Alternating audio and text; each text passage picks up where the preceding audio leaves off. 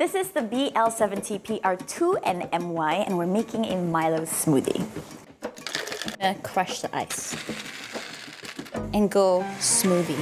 Let's pour it out. Orange juice. Water your oranges, thick crushed ice.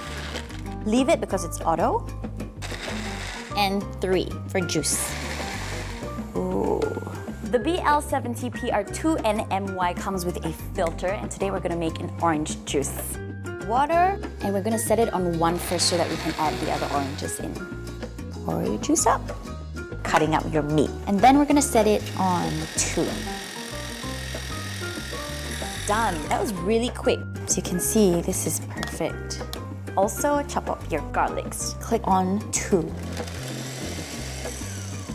And voila! So you can see how finely chopped they are.